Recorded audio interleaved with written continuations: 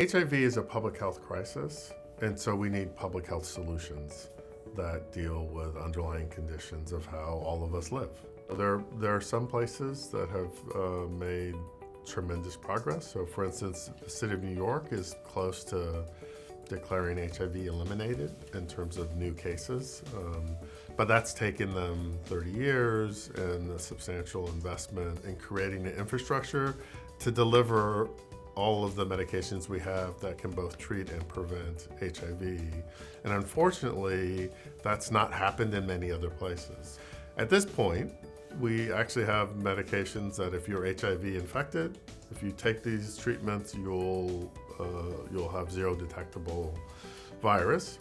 In the case of the pre-exposure prophylaxis, you take that on a regular basis, you shouldn't convert to HIV.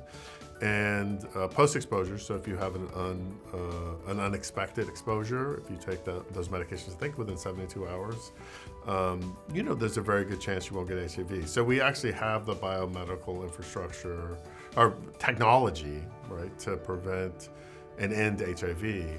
What we don't have is the social structure to get it to the people who need it. So in our country, HIV disproportionately impacts African American men and women, and heterosexual men are at most risk, but also Latinos, also male and female Latinx people. So for instance, in some study that we recently completed in Los Angeles, very few African American men who have sex with men were getting pre-exposure prophylaxis.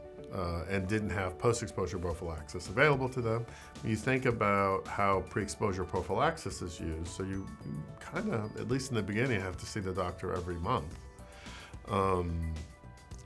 That's a high ask, particularly if you have other unmet basic needs like food insecurity or housing or you're underemployed. One way to think about how health gets distributed in a society is what are people's opportunities in terms of where they live and what they do for a living to realize health?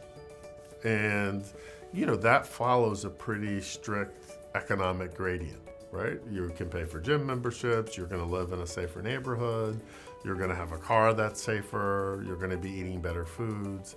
So in our country, where because of discrimination and both ongoing and historic discrimination, because of inequalities and quality of health, of education, there's a disproportionate number of African American folk who don't have the same material opportunity to realize good health. Stigmas actually contribute to the spread of infectious diseases. So stigma against HIV, stigma against gay people, stigma against drug users, makes it harder for people to get treatment when they're infected and harder for people to stay safe when they're negative.